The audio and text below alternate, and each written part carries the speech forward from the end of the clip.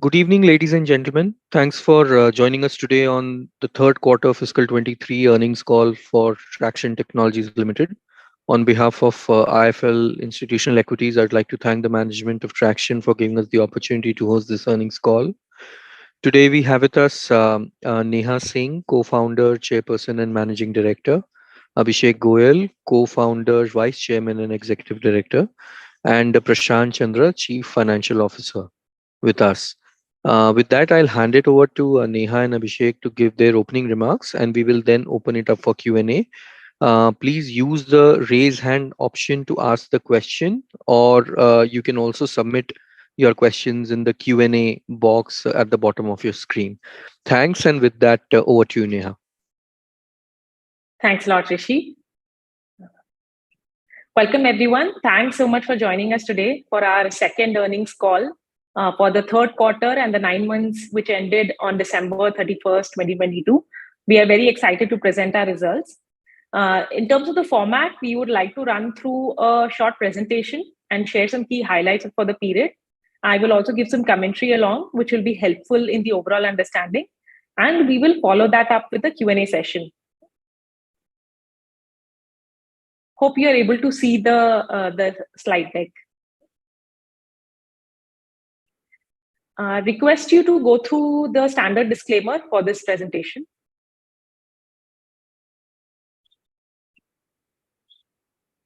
Quick recap on our business. Tracxn is a data and software platform for the private market globally.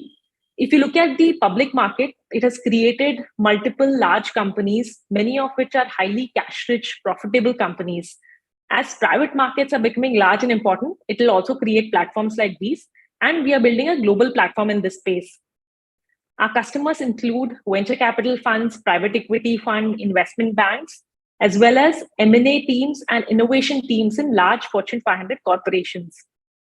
Also, it's a global platform, so nearly 70% of our revenue is international, and we have customers in over 50 countries.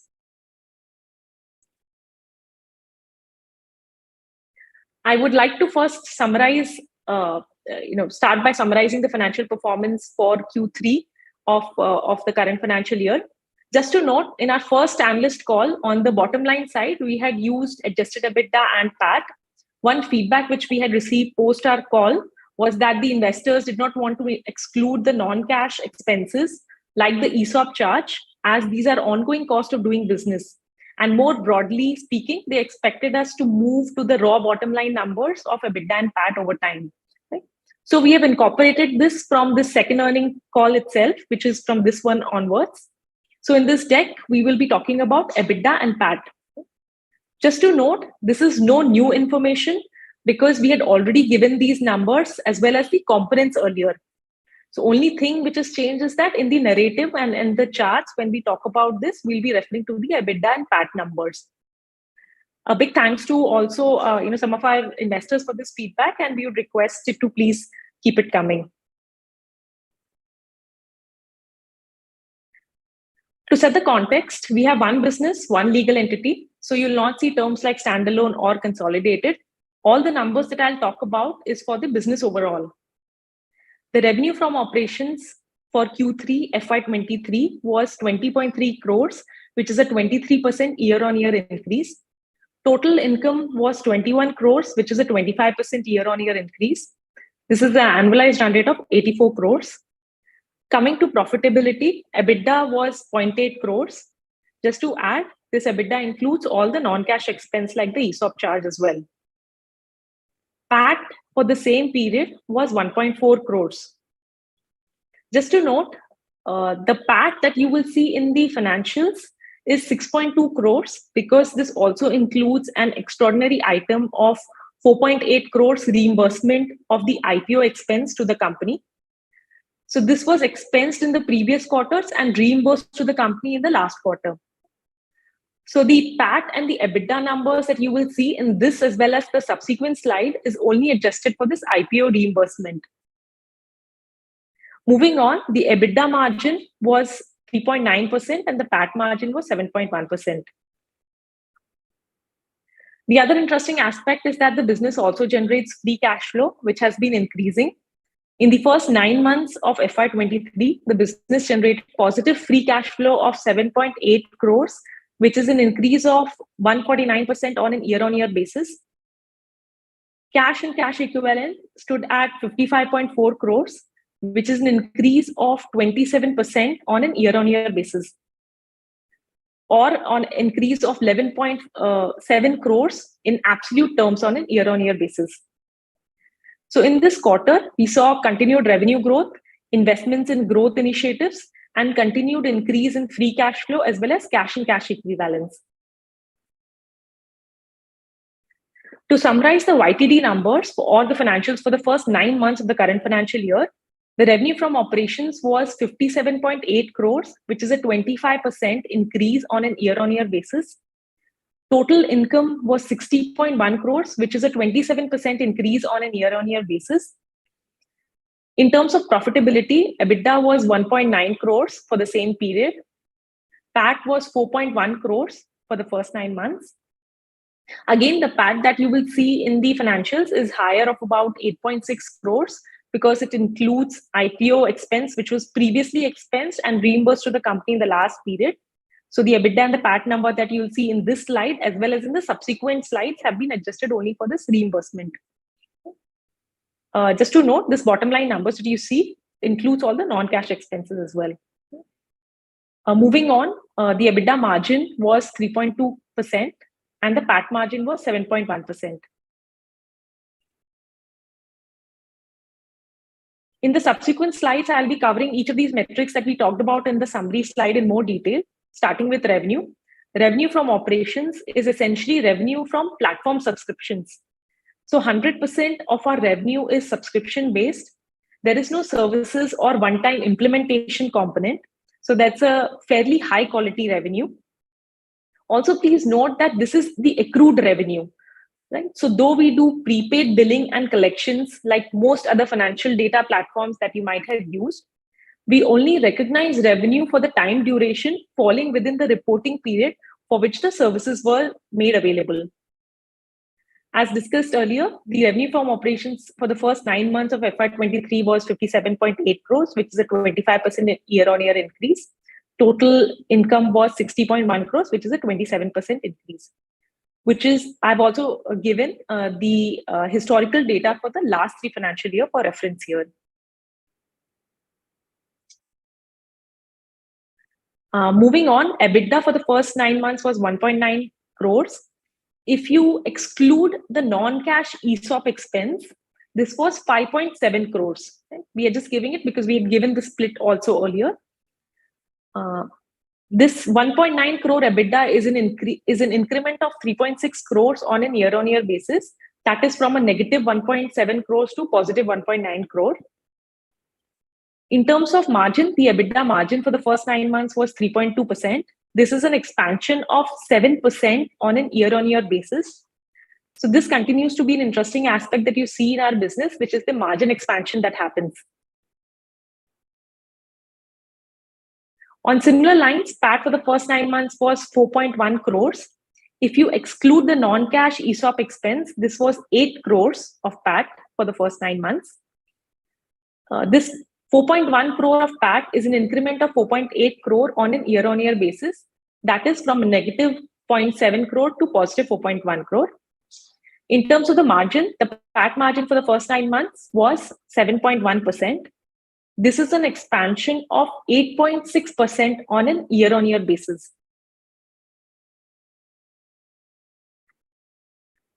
One of the key reasons for the margin expansion is that significant portion of the incremental revenue goes into the bottom line.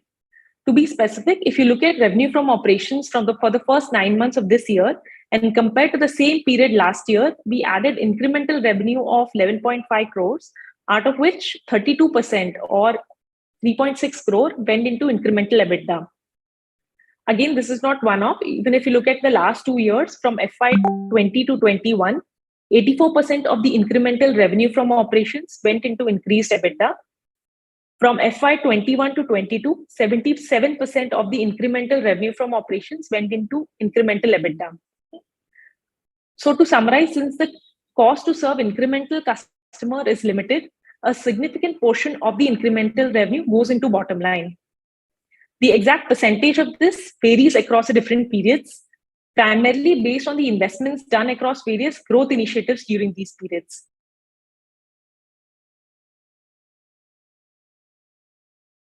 Coming to expenses, our total expense for the first 9 months of FY23 was 56 crores. This is the 16% increase over the previous year.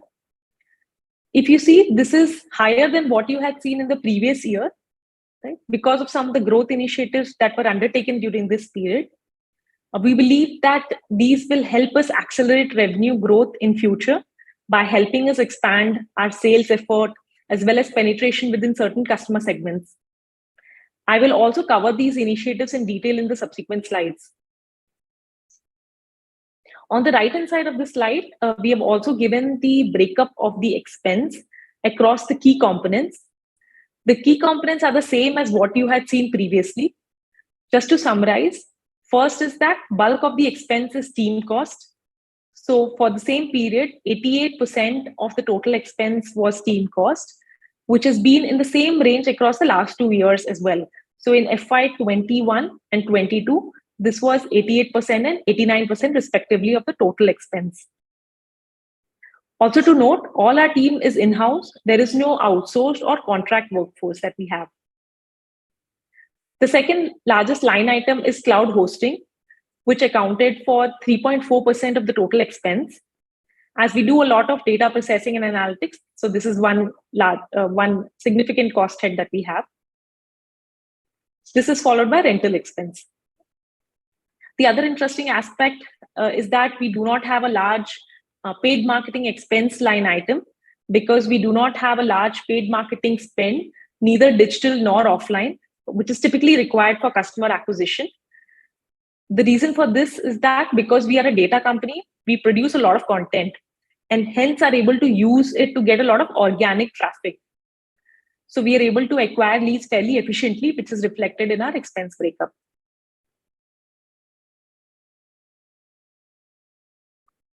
So I wanted to take a couple of minutes to cover some of the growth initiatives and other initiatives which I referred to in the previous slide.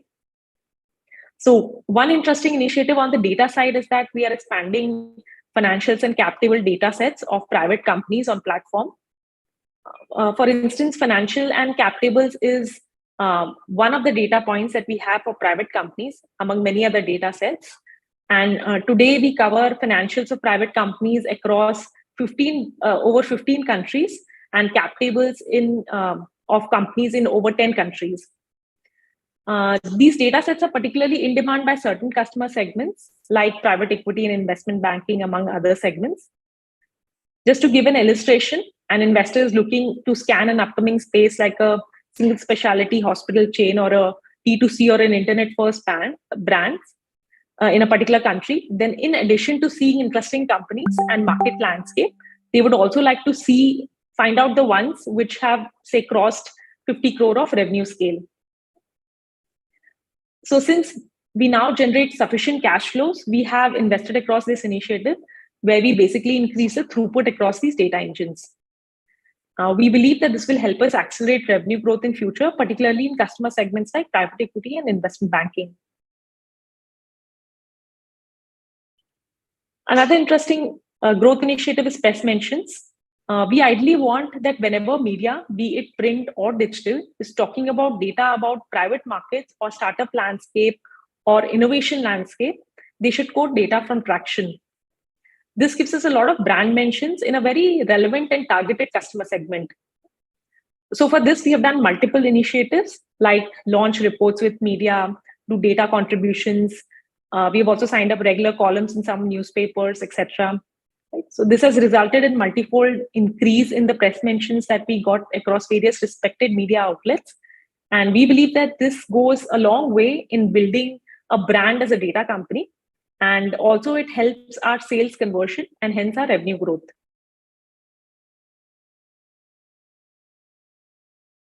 Scaling of the inside sales team spanning various geographies. So this is one initiative that we had talked about earlier. And since we now have good set of referenceable customers across various countries, and have good lead pipeline. We have scaled the sales team also, which spans across various regions, which is basically inside sales, but they cover various regions. Just to note, most of the scale up that we had planned to do in this team this year has been already done. Another minor point is that, like most companies, we are also encouraging more and more of our team members to start working from office. We had expanded office capacity for this during this period, which has led to some increase in rental and other overhead costs.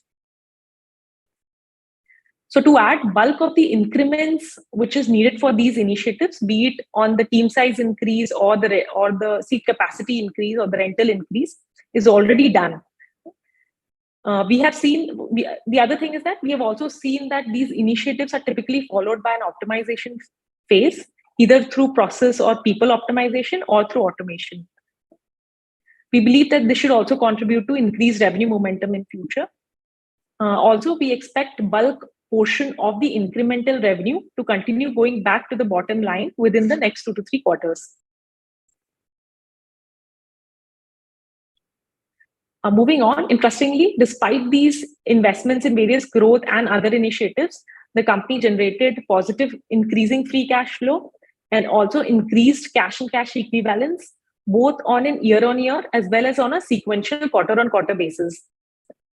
The company generated free cash flow of 7.8 crores in the first 9 months of FY23, which is a 149% increase or an increase of 4.7 crores over the same period last year.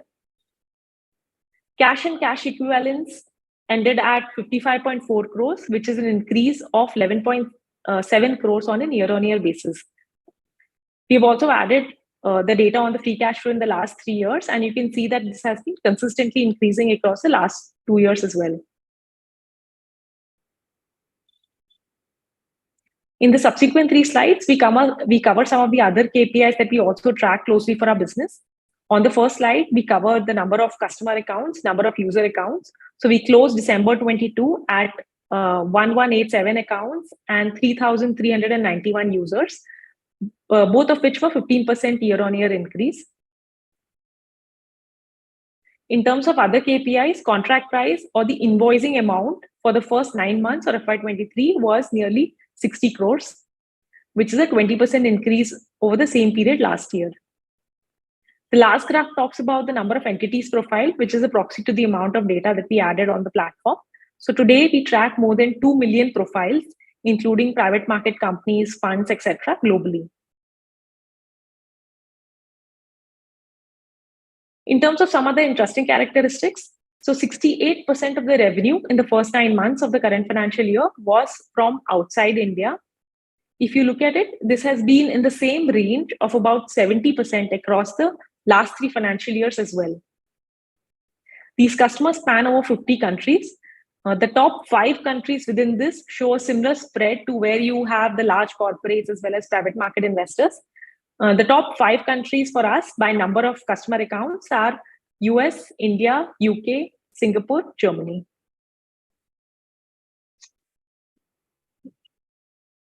This covers most of the key updates from the recent period. I will also take a few minutes to summarize some of the key aspects of our business. Quick recap on our journey. We launched the platform in FY13. Over the time, we have expanded our offering as well as the global footprint of customers. We got listed on NSE and BSE last year. We enjoy significant cost advantage due to the cost arbitrage of make in India and sell globally.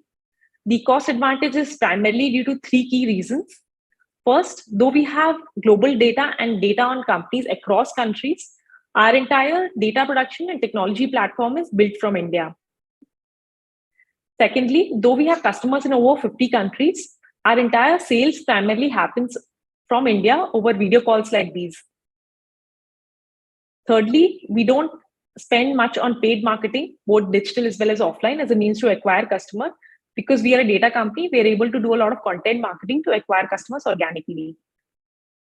Hence, we believe these things give us a significant and a long-lasting cost advantage. Another key aspect is our experienced board and team. We've had a formal board for over 5 years, which has ensured that the company has been fairly high on compliance as well as corporate governance. We have had PwC as the auditor for the last 7 years with no qualifications across all these years. Apart from the promoter, we have had Vivek Mathur from Elevation as an investor nominee. And we have 4 independent directors, which bring in very rich experience of having worked across various large corporates as well as private market funds. In terms of our team, we have a fairly built out and strong senior management team across VPs, AVPs, CXOs. Apart from that, we were fortunate to have got the backing of marquee set of investors during our journey as a private company, as well as in our IPO process. A key aspect of our business is a very robust, scalable, and automated technology platform, which is essential in building a global data platform. At the back end, we track millions of companies. We use big data, machine learning to mine large data sets and bubble up new interesting companies every day. And we continue to invest across this technology infrastructure. Lastly, one very interesting aspect is that we play in a very large and growing market. If you look at public market, it has created multiple large billion-dollar plus revenue companies. Cumulatively, these companies generate over $30 billion of revenues annually. And most of these companies are fairly profitable companies as well as generate large amount of free cash flow. Private markets have also becoming large today. For instance, the private market AUM has crossed $9 trillion globally, according to industry report. Hence, it will also create large data platforms. And this is the space that we play in. Subsequently, we have some slides with the detailed financial statements, which people can go through in more detail. Thanks. That's all the key points that I had to cover. I will pass it back to Rishi for any Q&A that the group might have.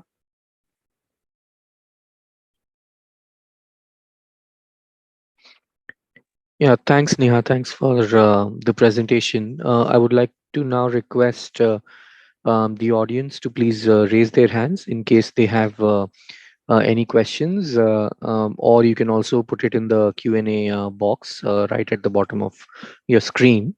The first question is from Bhargav Buddhadev. Please go ahead.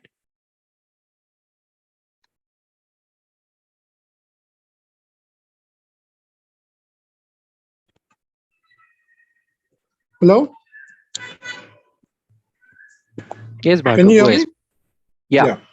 Yes. So my first question is, if you can let us know what has been the ESOP related expense in the quarter, so that we get a comparable EBITDA growth number, because in the presentation, the EBITDA growth number looks very low because I guess it's not comparable on a YY basis. Right. So I will probably pass it to Prashant to give the ESOP expense for this quarter. Yeah. So for the quarter, the ESOP expense was about 1.34 crores. So the 5% YY growth which you've written in the presentation for the third quarter on EBITDA, if you adjust for the ESOP related spend, how much would it be?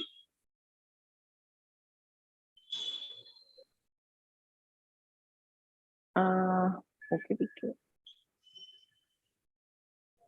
Because I guess in this quarter you have ESOP spend which was missing in the same quarter last year, right? No, so we would have ESOP spend across all the quarters. Yeah, I'll probably Prashant, you can. Yeah, so the ESOP expense was also in the quarter previous year as well. I think it was more in the range of about 80 lakhs or so. And this time it is 1.34 crores. So for both the year, for a year-on-year basis, ESOP expenses increased. So it's mainly because of the ESOP related spend that the EBITDA growth on a YY basis looks lower, right? That, and also there are some in terms of the initiatives that we had mentioned. So there was some team increase which has increased to contributed to the increase in the employee. Yeah, so I'll just add to this. So basically, the way to look at it, ESOP expenses for us, ESOP is not one-off. you will not find, sort of a bulk grant or anything that is done. It is sort of a part of the appraisal process. So we don't have a cash bonus, for instance, in place for the employees, and instead of that, you actually give part of the appraisal as ESOP. So the ESOP is a percentage of your total employee expense. That has probably been in the same range, and that across the quarters. So that is one on the ESOP cost. The second thing is that basically the EBITDA margin that you see, that is based on some of the like growth initiatives that we talked about, which has happened during this period, which would have contributed to how much of the incremental revenue has contributed to incremental EBITDA in this period. Hope that answers the question, Martha. Yeah. Secondly, are the new ESOPs also going to be issued at face value? Because now that we are listed company, just wanted to check if the incremental ESOPs will also be issued at face value. So just to say, the ESOP pool, and it's the same as what is there, what was there in the DRHP. We have not created any new ESOP pool post listing. So it's so the recent one was basically the same one which was there in the DRHP, which was there pre-IPO as well. So it's just the same ESOP pool which is there. The second, in terms of the strike price, so that is actually going to be in the same policy. So that is for instance 1 rupee. And the way to think about it is basically when we give. So for instance, a person is having a salary of say 15 lakh, and when we are giving a part of their appraisal, say 1 to 1.5 lakh in ESOP, so it is basically given in cash terms, right? So basically whatever ESOP worth of 1 to 1.5 lakh is given as ESOP. So the actual strike price does not matter, because it will be converted based on what's the value of that. Hope that answers the question, Martha. Yeah, it does answer. It's just that we as shareholders get diluted. So that's the only reason. No problem. This is no new pool. This is the same pool that was already there earlier.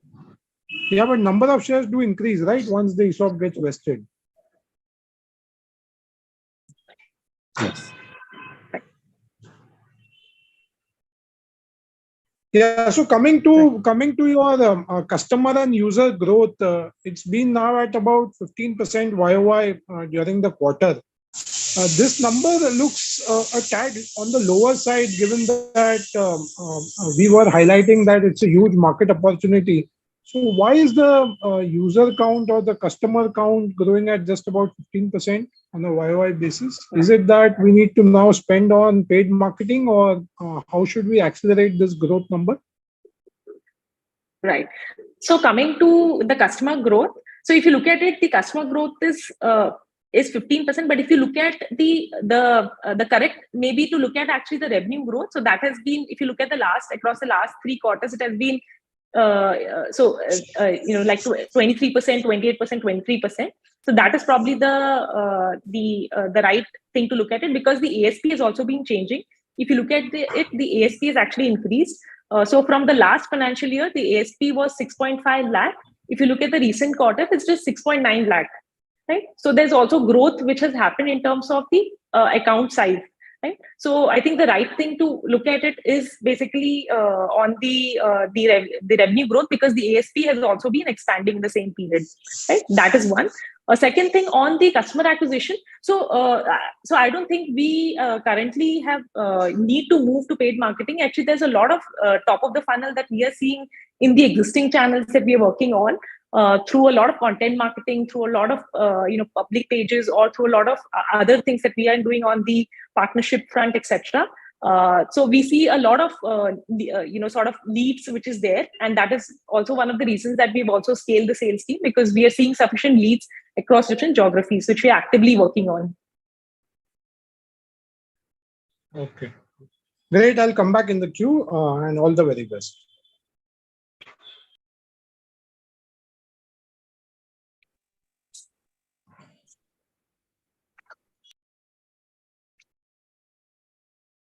Anyone who wants to directly ask a question, please raise your hand. In the meantime, I'm going to just put forward some of the questions that have come in the Q&A box. So the first one is from Pratyush Agrawal. What is the positive USD impact on revenues, contract price, QOQ, and YY?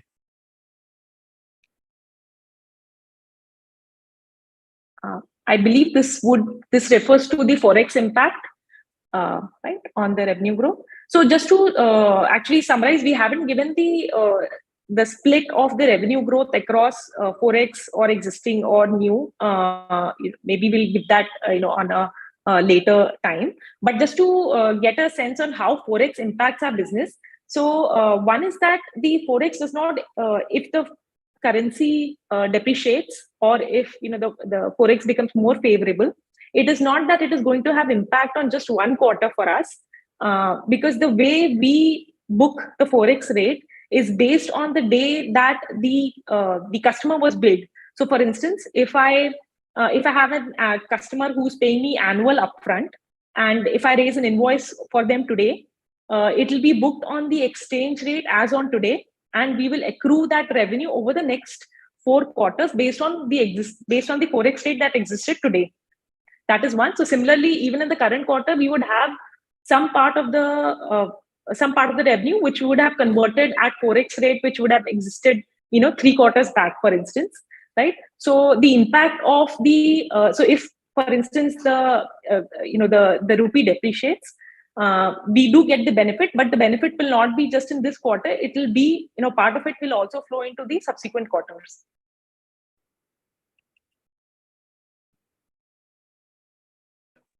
Okay. The next question comes from Vivek Sethia. Vivek, go ahead. Hi, thanks, Rishi. Good evening, Neha. So I had a couple of questions. Firstly, with regards to, I have some data keeping questions mainly. The first is, if you could give your employee breakup for this quarter and the previous quarter as well, in particular the sales team strength. Sure. So we had given the breakup of the employee cost as of end of June. We plan to give it probably also by the end of Q4. But the broad heads, if I were to break up, of about 800 people that we had at that time, so about 440 is on analyst data operations. These are people that work across various data teams. Modules like financials, cap tables, transactions, company data, sector focus analyst team, etc. Then we have an 81-member product and technology team, which is across engineering as well as product. Then we have a 220-member team across sales, marketing, and customer success. So this is your GTM team, which works across the entire funnel, from top of the funnel being marketing, sales, and as well as customer success, which helps in onboarding as well as customer expansion. And then there were 59 people that worked in business support. So can you provide us with the latest numbers for the sales team for this quarter as well as for the previous quarter, the strength of the sales team? So we haven't given that breakup, but my sense is that the team's strength, the sales team's strength, would have crossed 150 at the end of this Q3. Okay. And what are the total number of employees? About more than about 850 plus. So it's same as the last quarter? But no, there is growth even from Q2 end that you see to Q3. There is actually growth in this team as well. So on a sequential basis, Q2 to Q3, the headcount has increased, and primarily in these two teams. So one is the team that covers this data point, which is financials and cap tables, and the second one is the sales team. Okay. And secondly, I wanted to understand your user to customer account ratio. So what I see is there are 32 customer accounts that have been added during the quarter and 26 users that have been added during the quarter. So and prior to that, whatever historical data that has been provided, the ratio has been around 3. For every customer account, there are 3 users. So if you could explain this addition in this quarter, yeah. Right. Right. So the user account would be from two ways. One is basically growth in the existing customers, and the other one is basically new customers that get onboarded. If you look at it, bulk, a lot of the customers, a lot of the users would be from the existing accounts, which would have grown. So hence, there would be a difference between these two. No, so if you've onboarded, say for example, in this quarter, you have onboarded 32 customers. So just on a comparable basis of like Right. 3:1, the ratio that usually has prevailed over the prior quarters, like shouldn't there be an addition of 96 to 100 users in this quarter? Like why only 26? Right. So this can be because of two reasons. One is basically, so every customer, has probably, some user to begin with. Plus, second is that there might be some change in the users that would have happened in the existing base as well. So Like I think they would that have reduced the account. they would have reduced, yes. That might be one this thing. Or the second thing is that if someone buys, we also have a package which is API package. So there the number of users would be high, though the ASP is fairly high, the number of users would be low. Okay.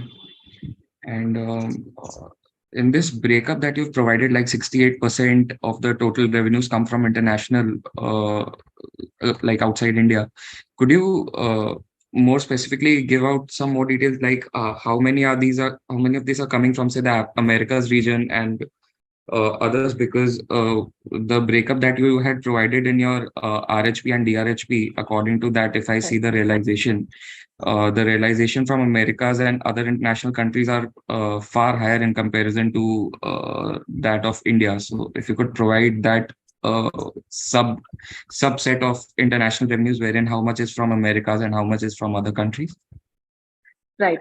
So, so in terms of the revenue, you're right. Like 68% is international, and the remaining is India. Out of this, by revenue, US is the largest out of this, which in the last financial year accounted for 27%, and followed by EMEA and rest of APAC. My sense is that we will give that split again at the end of this year. That split would have varied marginally, not a lot. That's one. The second point is actually correct. So the realization of international is actually higher. So if you look at the ASP on an overall basis, it is 6.9 lakh. But if you compare the India and the international is nearly 1.5 times. The realized price is 1.5 times than what it is there for India. So that is correct. That is a function of how much users typically these customers end up buying, and hence the pricing for that as well. So yes, that is slightly higher, but that split has probably should probably be in the similar range across regions. And just wanted to understand about this reversal of the IPO expenses that you have done in the P&L. Could you explain like what is that actually? Because I couldn't understand what is that. Sure. So as part of the IPO, because it was an OFS IPO, then the entire expense had to be paid by the selling shareholders. So part of the expense is basically expensed by the company initially and reimbursed to the company on successful completion of the IPO based on the shareholder agreement which is there. And this is actually directly done from the escrow account itself. So, when the IPO proceeds come directly from the escrow account itself, this basically the reimbursement happens.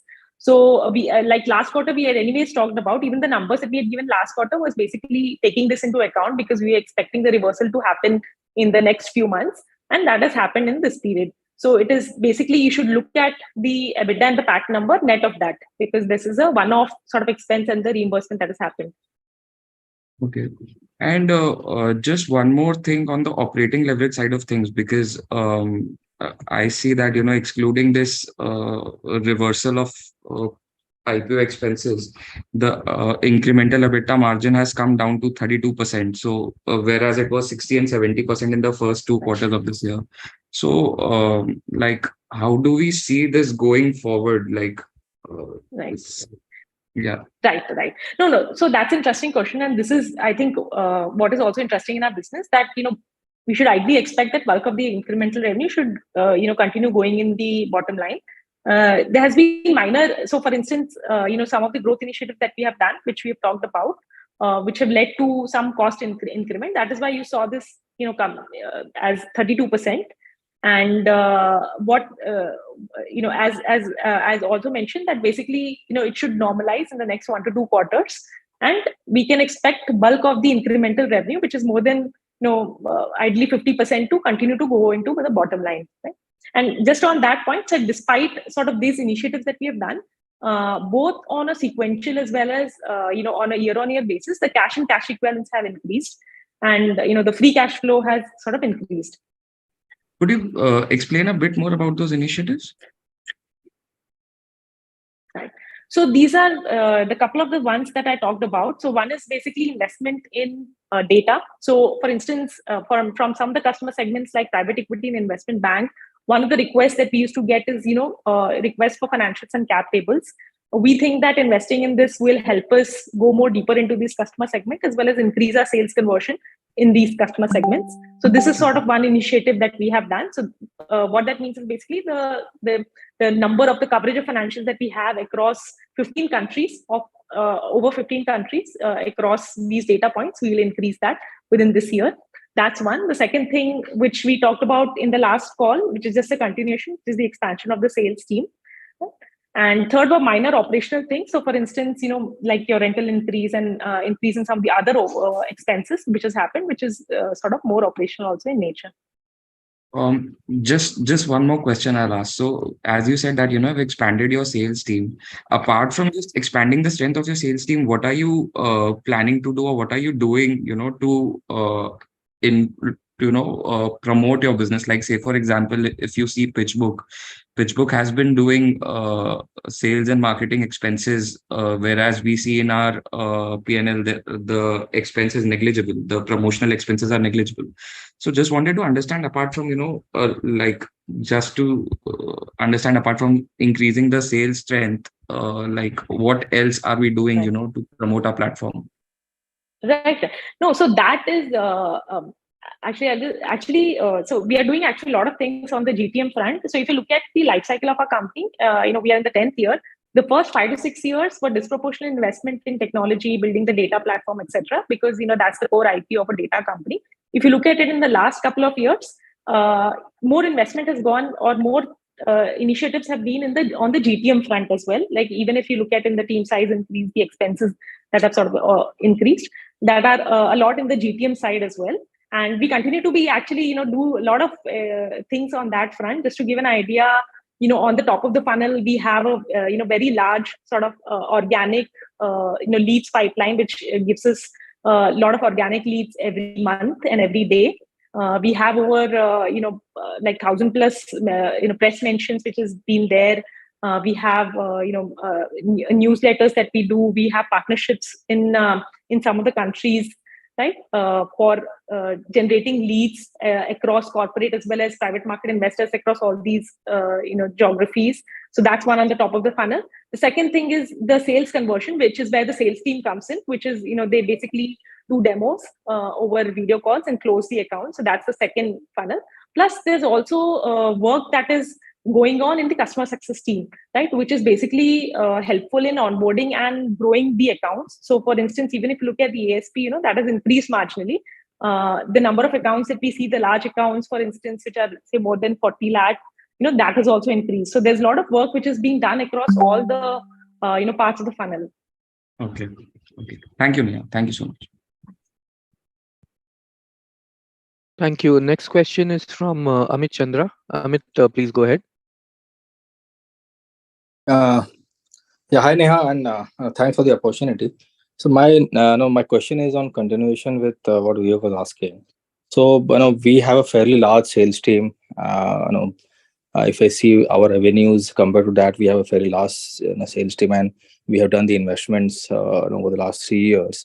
So what steps we are taking to increase the sales efficiency, and also in terms of the current sales team or the current employee base, what kind of revenues like this employee base or this sales team can actually generate, right, over the next 3 to 4 years.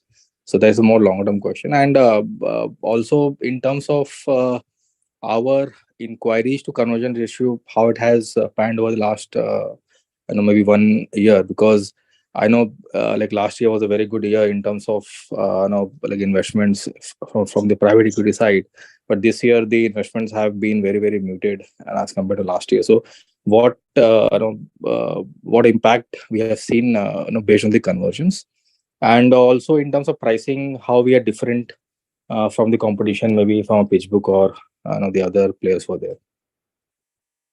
Sure. Sure. Thanks, Anant. I'll just take up some of these. So one is on the sales part.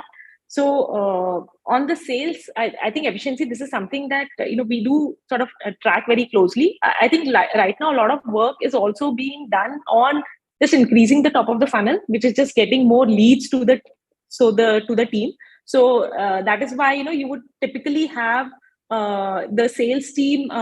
So bulk of our closure actually happens through inbound, wherein the customer has already seen some of the content, is familiar with some output, and then we are able to convert the customer more easily.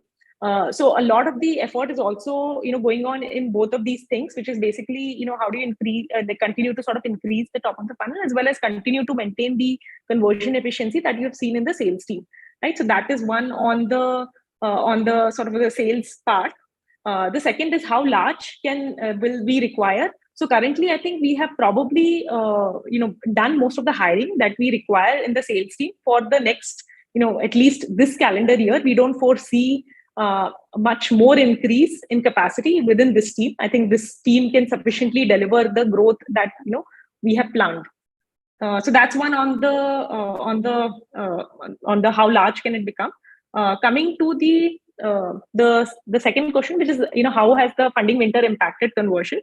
So interestingly, we haven't seen a lot of impact on the conversion. So our conversion, what it was there earlier, it has probably remained in the same range. The way we measure conversion is if we give a demo to a customer, with what percentages are they able to convert. So that has remained in the that has probably decreased marginally, but not significantly. So there is a little bit of impact which is there on the slowdown overall, because last year, obviously, for instance, if you look at the last year's growth versus this 3 quarters growth, there's a little bit of slowdown which is there, but there's no incremental additional impact that we see within this, right? So that is one on the conversion side. Coming to the last one, which is on the pricing. So currently, if you look at our average pricing per account is, I think the more comparable is the average realized pricing per user. So for us, it is about 2.4 lakh per year per user. If you compare it to some of the other platforms, it is probably higher by 1.5 times, but not sort of very high. There are some data platforms which is very shallow, which is probably 1/10 our pricing. But we are probably, we fall in the mid price point segment, I would say. Yeah. No, so the competitor, which is much larger in size, maybe 30 to 40 times bigger than us. So on that base, they are able to grow 35-40%, and they have a user base which is much larger than we have, and we are almost competing in the same market, which is the international market. So is it the platform that makes a difference, or is it their deep pockets in which they are doing a lot of promotional activity that is that is the differentiating factor, or is it the parentage, or it's a part of Morningstar, so that is the major differentiator? So right. So just to address that, so I think the continuous sort of growth that this market is also seeing in terms of the players, that's just a testimony to the fact that how deep the market is. So that just shows that like private markets have become sizable. So that's sort of interesting to see. Coming to the second point, what is the difference? So I think there is in terms of the data, there's probably little difference.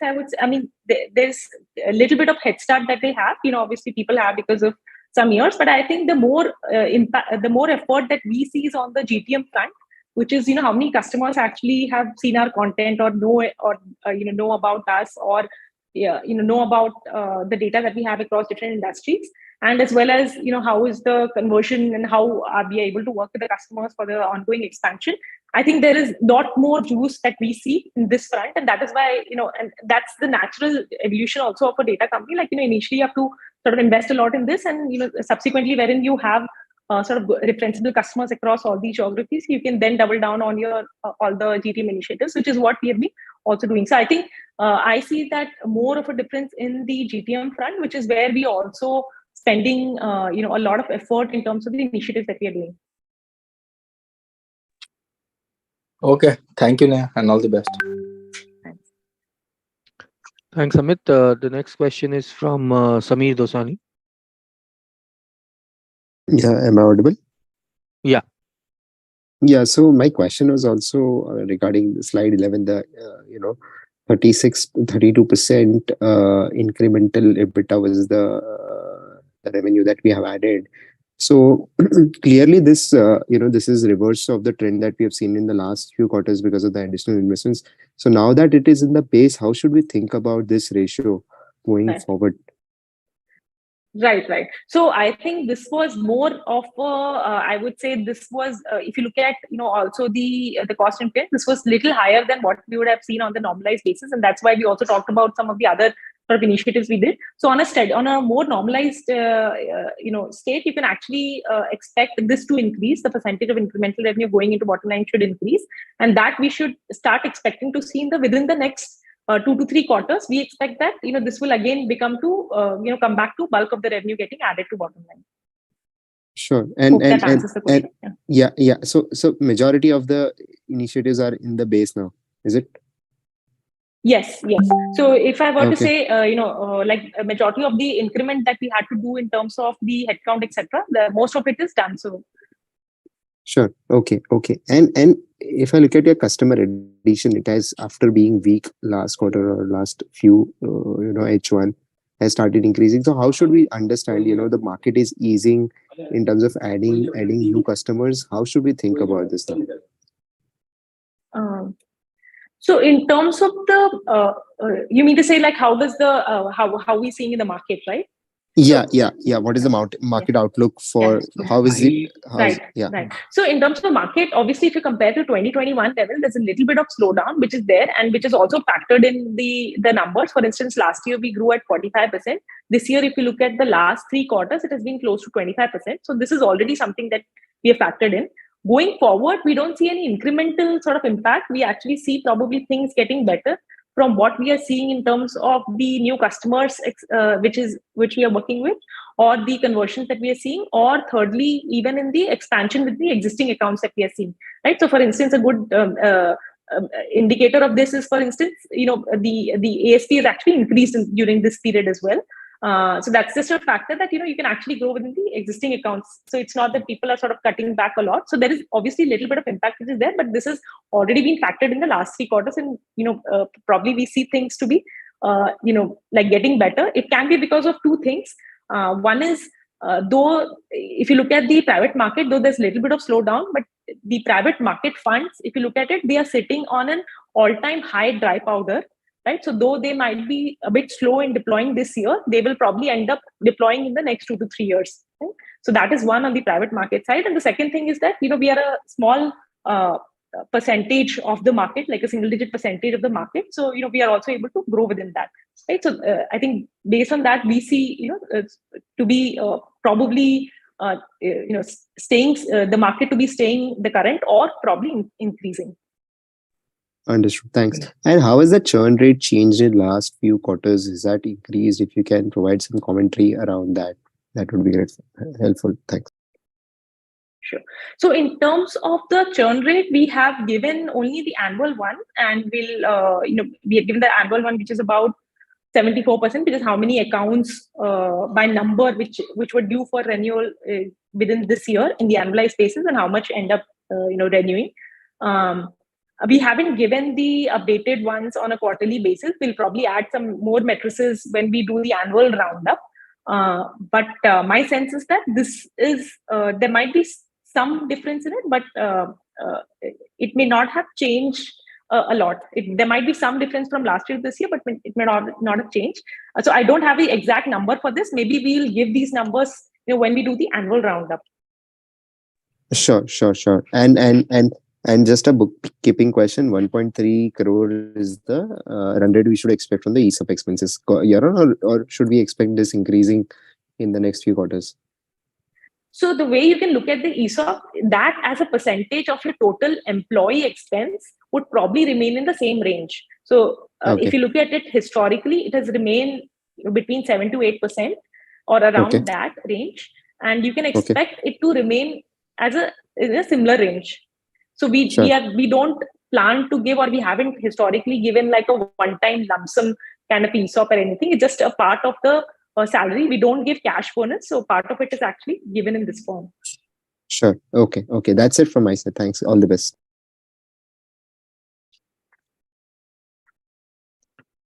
Thanks, Sameer. Next question is from Pratyush Agrawal. Pratyush, please go ahead. Hi Neha and Abhishek. Can you hear me?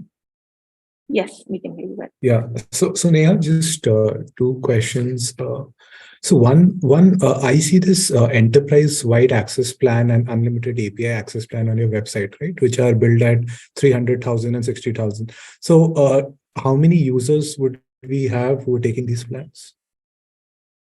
So nearly all of our customer is on the subscription basis, which is basically your user-based pricing, which is basically your single user starts with like a $6,600 to $13,000 to more than $20,000 based on as the number of users increase. Most of it is platform subscription. We also have a API plan for some investors who want to build sort of their proprietary models on top of the data. So we do, and this is at a higher price point. So we do have some customers, but I would say of the overall revenue, this would be a small percentage. Right. So these would be low double digits, something like 10, 20 customers, or just to get a sense of, Yes, there would be low. Yes, there should be low double digits. Single digit. I think single, high single or to low double. Okay, and just to understand this, this customers and users added. So this 32 and 26 number we see, right? So is it more of a function that the gross additions were higher, but the churn sort of pulled down this number, or is it that the gross additions itself were lower? So I think it might be. It is probably a function of that. If you compare on a year-on-year basis, so if you compare to the same period last year, the increment would have been slightly slower, as you can see, which is also in line with the revenue, sort of the quarter that you see on the quarters. So I think it would be a combination of the gross addition.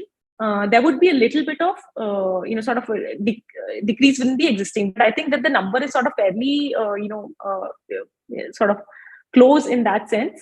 So even if the downgrade that would happen, it would be a very small number, is my sense. If that answers the question. Yeah. So no, I didn't get that properly. So is it, so just to give an example, is it like the gross additions are 70, 80 and the net is 32, or is it like close enough, the gross and the net? That's what I'm trying to understand. My sense is that gross additions would be higher and then net additions would be lower. That could be the case because new acquisitions have been following a similar pattern. There is that has not significantly changed from what I know. Sure. And so you mentioned about the increase in ASP, right? But if I see your sort of transparent pricing on your website, the per user cost and even some of the other group costs have not changed significantly, right? So first question is sort of what is the driver for the increase in ASP, and second, at least for the medium term 2-3 years, how do you sort of think about pricing? Sure. So the ASP, the realized pricing that you see is per account. What that corresponds to is one or more users. If you look at the user-wide ASP, that has only marginally changed from like 2.3 to nearly 2.4. If you look at the ASP per account, that has changed from 6.5 lakh to 6.9. If you look at last financial year and if you look at the latest quarter, right? So the increase in that is basically based on, it can be that the existing accounts are sort of upgrading. right? So it can be that the existing accounts are buying more users. That is why your ASP realized pricing per account would actually increase. That is one. To give you a small example, so for instance, the number of accounts that pay us say more than 40 lakh, that would have doubled. It's on a slightly more than double. It's on a small pace, but that gives us a trend across all these price movement. We are also seeing upgrades that has happened, and that's the reason for this movement. The second point is on how do we see this going forward. We don't. So the trend that we have seen is that a lot of the incoming customers typically start small and grow over time. So my sense is that you will not see a lot of sort of increase within that happens. It will probably be range bound. It will probably increase marginally, but it will be range bound because a lot of the incoming customers actually start small and the older ones sort of grow over time. Right. No. My question is more on the absolute pricing per seat over time, at least in the medium term, next 2-3 years. So currently, we don't plan to do any price revision or a price increase or a user-based price increase immediately. We might reconsider that, probably next year. One of the reasons is that for us, the cost to serve incremental customer is very minimal. So we are also focusing a lot on making more and more people familiar with that. So like selling to more number of users increases the more number of licenses within the existing accounts rather than increasing the user pricing. Sure. That's helpful. And just a final question on language. So you mentioned some of the initiatives, right? On going into newer geographies and so on. So is our platform solving for language for different languages, or are we sort of focusing on English-focused geographies first? So our platform is actually, so that's an interesting question. Our platform is actually global. So two things. One is we have coverage of companies across different countries, which includes many non-English speaking as well. So you can, if you want to look at, if there's an investor in say Germany who wants to look at German-based companies through the platform, they are able to do that, or in any other one. So we have coverage of companies, across all the countries. That's one. The second thing is that even for instance, like we also have regulatory filings, like we capture a lot of regulatory filings of these private companies.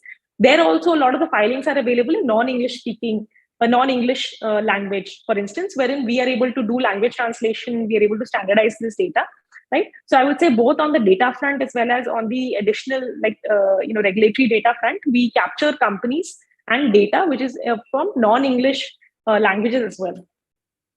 Sure, that's very helpful. Thank you, and best of luck. Next question is from Ayush Vimal. Ayush, please go ahead.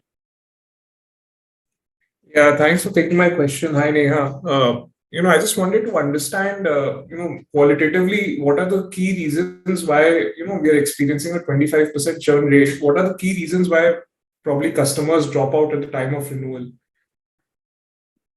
Sure. Right. So if you look at the customer sort of retention that has been broadly across the last 3 financial years, has probably been in the same range. Last year it was close to 74%, probably been in a similar range by number across the last 3 financial years.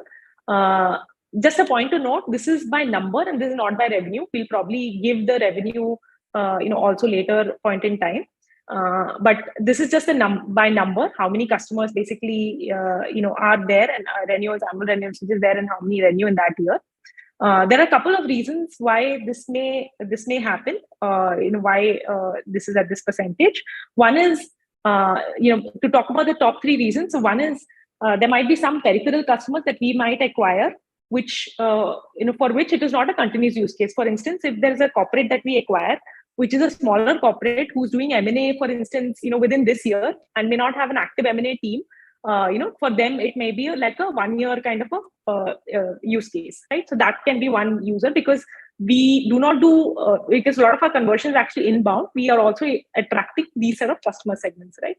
That's one. The second thing is, the second thing can be, they are looking for, sometimes they say that, or sometimes they're just starting to use the platform. Right. So, for instance, bulk of the customers, more than 50% of the customers that we acquire haven't used any platform before that. So that's the typical second reason that we see, that people are different phases of the usage adoption cycle.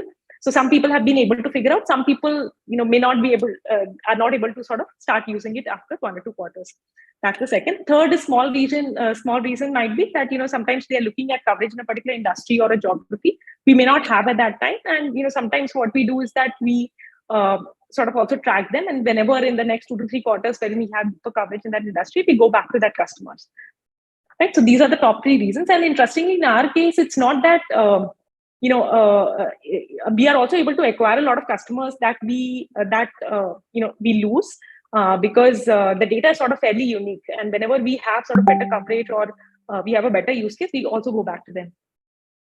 Sure, thanks. And does this churn number also include customers that we've probably acquired to give a free trial to, and some of those customers who drop off, or we don't include that number in the overall customer accounts? We don't include that. This is only paid.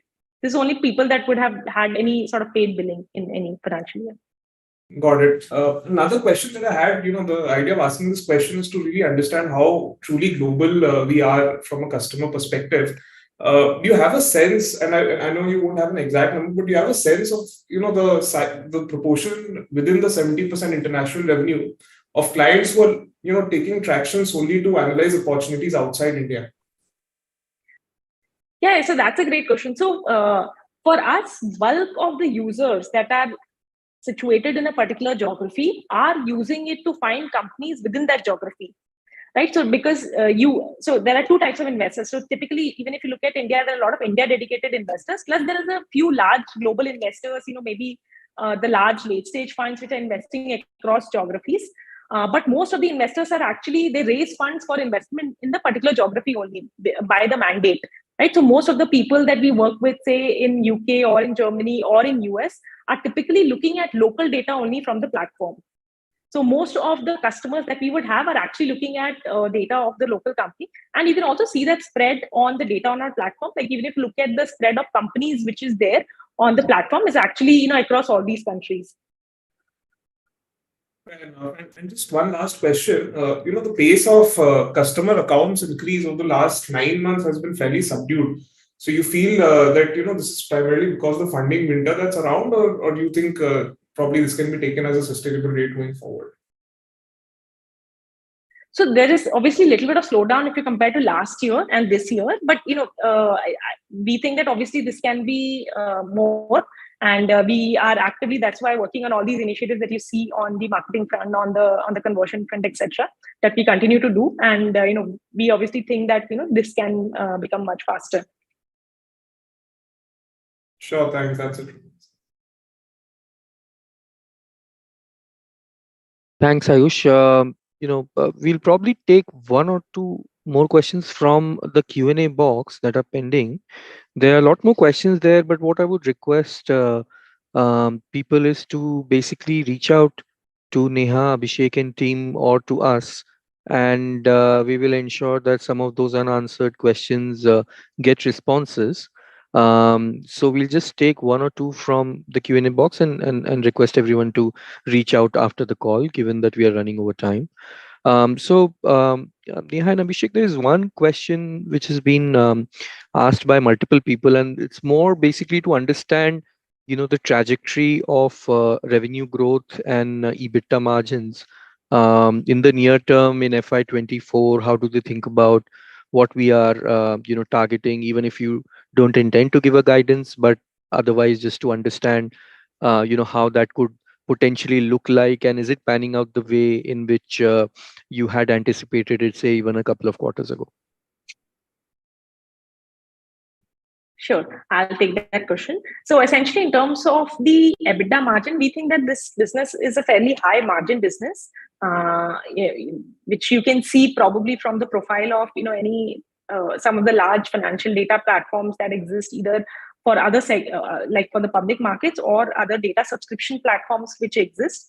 We believe that because we also have the cost arbitrage difference which is there, because we are sort of based in India and then selling data globally, we should ideally aspire for a higher margin than some of the other sort of platforms. So on a comparable, there's no comparable which is there on an India basis, but there are similar companies which is there overseas, which can be sort of one indicative of what is the kind of margins that you can aspire for.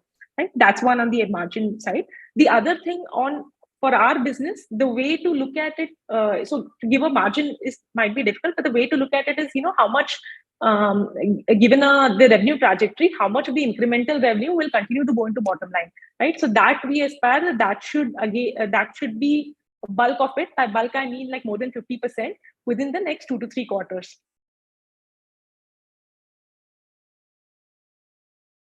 Hope that answers the question. Fair enough. I think this is good enough. We are already 15 minutes over time. So we will wrap this up. And thank you so much, Neha and Abhishek, for giving us the opportunity to host the call. I'll just pass it on to you guys for any kind of closing remarks. Thank you. Yeah, thanks a lot, Rishi, and thanks everyone for joining us today. I hope you had a good understanding of the recent business update, as well as we've been able to answer some of the queries that you have.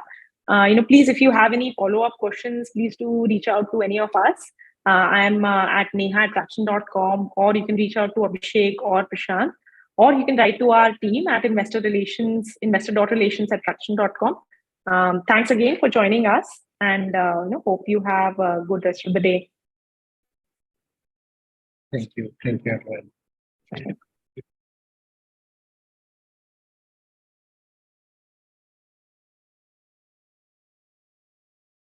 Recording stopped.